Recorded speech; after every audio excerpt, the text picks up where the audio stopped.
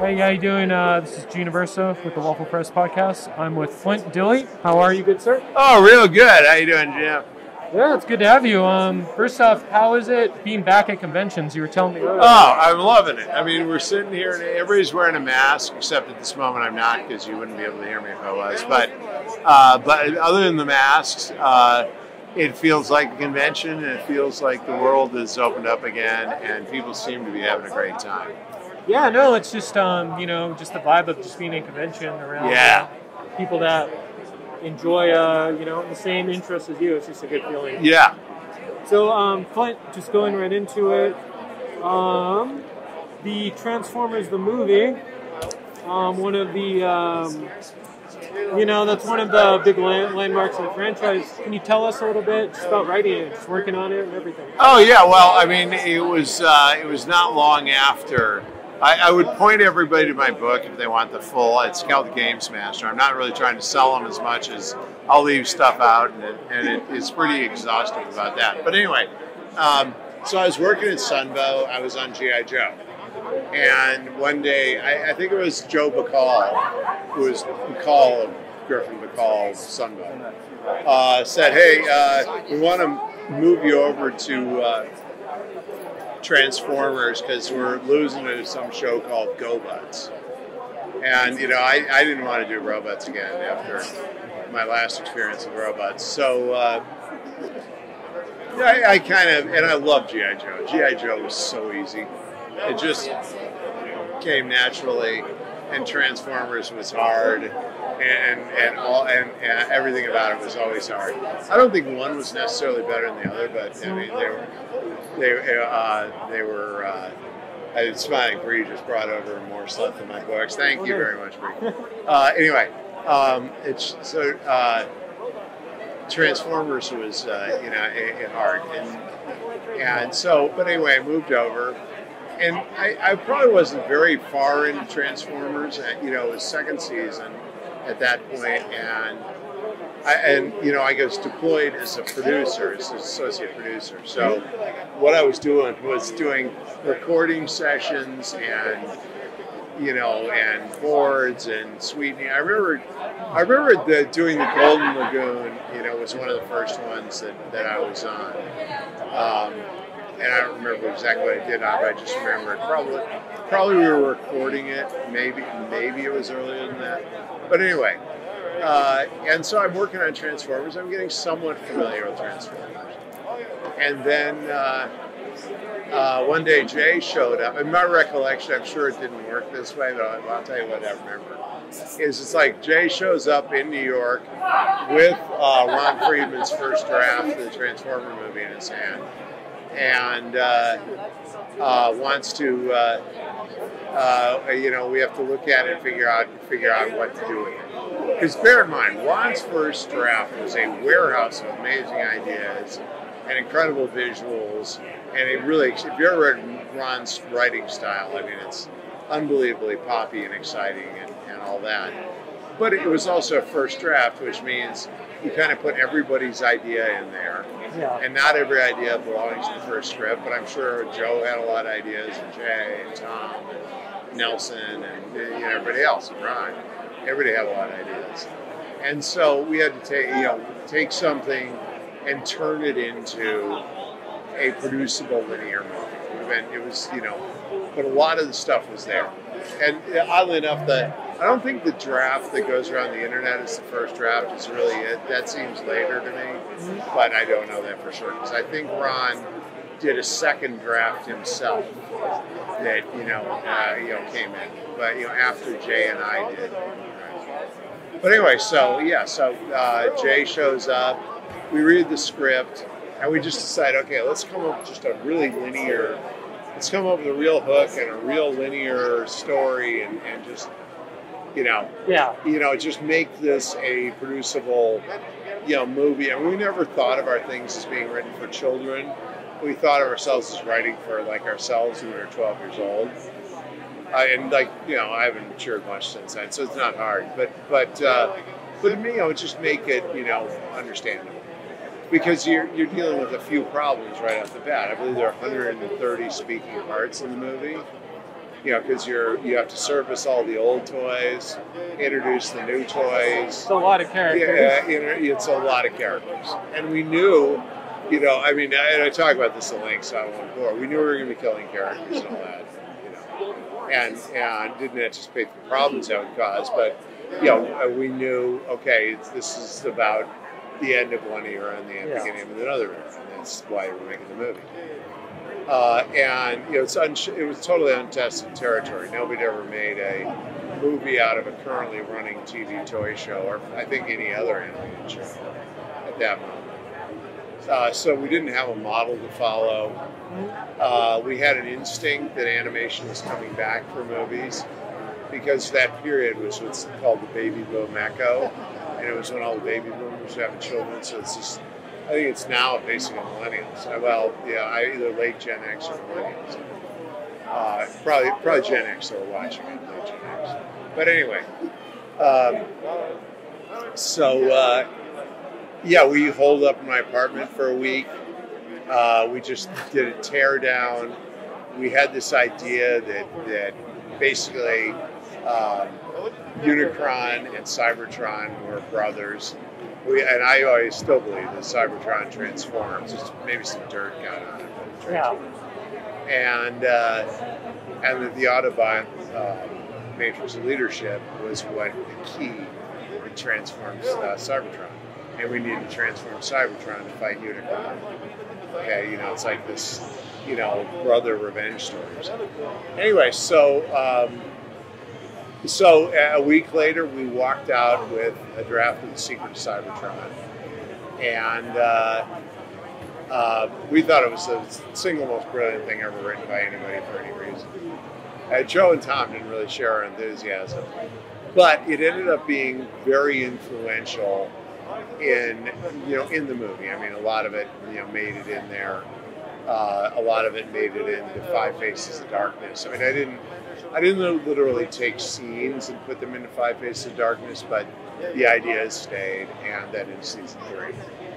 And, you know, a lot of those ideas at the time, like the Transformer movie, weren't particularly popular, but I think the whole reason the franchise is alive now and they're still making comic books and movies, was really more season 3 than anything else. Yeah. I was going to go back to when you were talking about with, you know, some of the story decisions you made, just killing off characters, and, you know, the internet wasn't around back then, but did you guys feel any kind of, felt a little like nervous, or, you know, you felt you were taking a risk, like, you know, killing off Optimus, or... Well, I mean, we knew we were bummed out, but what we thought, I mean, you have to understand, the world works differently than you think it does. And that is that you know, Star Wars, it killed off Obi-Wan, and we were used to, we thought that, sorry, excuse me, it's been here since 7. We thought that the franchise was endlessly renewable. You know, we thought of it as a sports team. You know, it's kind of like, you know, you have a million different people who have been Los Angeles Rams, you know. And some of them overlap in their careers, some of them don't. But we thought that the brand was what was important, not the characters, right? Mm-hmm. You know, as such, we didn't think that we had a core set of characters we have service. And we knew that we had to get the 86 or line out, you know, knock off the 85 line. Yeah. So. We were used to getting faxes. When they came in faxes at the time, which was sort of, you know, I mean, think of it as an email that said, "Oh yeah, discontinue, you know, corn dog and you know, and cow flop, and you know, insert, you know, dog log and you know, whoever, you know, I'm making up fake characters, but you know, we were used to that, so." It didn't seem, you know, ashtrays out, you know, put in dipstick, okay. And so we were used to characters going away, but that wasn't necessarily visible to the viewers, right? Yeah. You know, you don't notice what's not there. But with 130 characters, you know, you have to, you know, play people up and play them down and give them their big moment. Right. But we did really have a core of characters. You know, Yeah. we had Optimus and Bumblebee sitting right behind me, and Dan Gilvizon's here. And he's here behind me. And the Dinobots. Yeah, I mean, Starscream. Megatron. Yeah, I mean, we knew that the same thing with Joe. So, it wasn't. Bear in mind, it was a product decision before it was a creative decision. How we killed them and exactly who we killed was our decision. But except for Optimus, I think they always knew the big thing in the movie was Optimus would die. The movie's about the ascent of Rodimus. Well, that's a great scene too, because I was going to say has that great line because it keeps being reused in a lot of media. One shall stand, one shall fall. Yep. Yeah. Well, that's the ultimate. Well, I mean, with that, what we're trying to do is, and we were labored on that scene forever. But you're trying to sum up the genre of two guys fighting, having their final it's like Holmes and Moriarty, or Yeah. And I've told the story in the book, but Frank was trying to figure out how to have Superman fight Batman. Frank Miller, at the exact same moment we were doing that, and so it's one of these epic moments, and so you want that line. The kind that defines the characters and the genre and the scene and the stakes. And, I remember that Ridley Scott movie, The Duelist, which you haven't seen. It's worth seeing. It's David Carradine and Harvey Keitel. But anyway, so, we wanted some kind of resonance. You wanted, a button line. You wanted, go ahead and make my day, or, it's Clint Eastwood.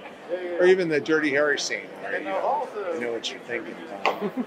I mean, that defined an entire genre, that whole sequence. And so, this was sort of, it defined the stakes. Yeah. And how epic it was. It's, Achilles versus Hector. It really sets the tone. Yeah. Well, I was going to say, going off of that question, speaking of dialogue and lines, there's one line that oddly fascinates me. I'm not sure if you know it, when they're trying to kind of blow up Unicron, where they say, "Oh shit," the explicit. Can you talk a little bit about that? Hey, that was never in any script. Okay. You'll notice it's a voiceover line. Right, Dan said it. Voiceover line, and it was put in there for the specific reason they did not want a G-rated movie. It was viewed, if the movie was G, parents wouldn't even go. G would just been, nobody wants to see it. And PG-13 was invented a couple of years earlier. So we wanted to hit PG. So you put in one, quasi curse word, and you get to PG. Yeah. If all the carnage didn't get to PG, but we just wanted to make sure. And maybe the idea was, if that wouldn't, if they didn't need it, they would have taken it out. But nevertheless, it is in the movie. Yeah. But no, I never typed shit into a script. That was a post-production business decision. Yeah, no, I mean, I've always just kind of been fascinated by that one scene, how it got in. So thank you for. It was just a business decision. Gotcha. And one last question about Transformers the movie before we go on. Can you talk a little bit about, you're working on the film, just the decision to have Orson Welles as Unicron and kind of what he brought to the role? I mean, that was one of his final roles, I believe? Well, that was his final role. It's really funny. His biographer, he told his biographer here that day, he said, you know what I did today? I played a giant toy, something like that. Yeah, I think it's like he destroys other toys. Yeah, right. And, he probably did not think of that at the high point of his career. It is entirely possible that is the most seen moment ever of his career, but who knows? Yeah. But it was a week before he died. And, he was not a healthy guy. Yeah. And, nobody thought he was going to die. Well, I actually did say to Hildy, I'm glad we got him today. Because, you could tell he wasn't in good health. I shouldn't have said that. Hildy was basically what you now call production. production. Yeah, of course. And just kind of changing gears here. How is it like just kind of like working in video games and then just working in film? Well, I mean, I love them all. I like writing TV. I like writing movies. I like writing video games. I like writing books. To me, it's all the same stuff. There's a nuance, and you tune, certain things. They're different. I'm not saying they're the same, but I mean, we usually create an idea or something. You have to figure out what medium to do it in first. Yeah. Pretty much any idea I'm ever going to have is going to work in any medium. And so I mean, the thing I like about games is, I felt like, a number of times I felt like we're inventing a whole new medium. Everybody knows how to, tell a story in a movie. People have been doing it for 100 years, but like telling a story in a game, that's a whole different thing. And so that was really fascinating, and I worked with Gary a lot, and he was already doing that. I mean, the games already had a story. But so I feel like a number of times we've just invented new mediums and new ways of telling stories and all that. Now that may be self-aggrandizing, self-important. That's true too. We've done alternate reality games. We've done branching games. We've done interacting games. We've done fairly linear games. We've done completely deconstructed story games. I've done pick a path games. I've done alternate reality games. So Ghostbusters? No, Ghostbusters. That was okay. That was much later. That was like in the '90s somewhere. That was a fun project. We did that with John Zewert-Blatton and Peter Wannett was our producer, and John Melcher, our milker, was in there too. And Ghostbusters was, we felt like, well, we're really doing the sequel to Ghostbusters. We're not doing the a game of it. And so we got to make up a whole Ghostbusters story. And Dan Aykroyd and Harold Ramis were always fairly involved. And, once again, it's a business decision, not a decision we're making. But they just, when nobody knew where Bill Murray was, or if they could get him, or they could famously coy. Yeah, right. Yeah. He's like finding the Dalai Lama, and you're hearing this, from Dan Aykroyd and Harold Ramis. What's that tell you? Did you hear? I think it's like the story doesn't have a phone or something. Yeah, I've heard a million permutations of only his manager knows where he is, and only sometimes. Okay, so we got the whole first draft without Bankman, right? And, that's hard, because he's really the heart of the movie. He's the center of the movie. Yeah. He's what connects. Now, Sigourney Weaver decided she's never going to do a video game. This is the star of Alien, right? But she's not going to do a video game. And so we didn't have her. We didn't have Bill Murray. But we had Eddie Hudson. We had, various sort of, villainous anuses from the city. We had Slimer, who had some ghosts. So we concocted a really good story. I mean, those guys even thought this should have been Ghostbusters too. Later on, I really enjoyed that game. That was one of these. Yes, that was a game that just worked out. But anyway, we get down to the first draft. Meanwhile, I think it was Dan Aykroyd runs into Bill Murray at a party. Bill Murray said, "So what's going on with the Ghostbusters game?" So we get the call that we have to put Bill Murray in, like that Monday. Yeah. And so we put Bill Murray in, and what was interesting, just as a writing exercise, I thought about this that way before, but that is that writing a Ghostbusters game without the main character and then putting him in made us not rely on him, so it made it a better story.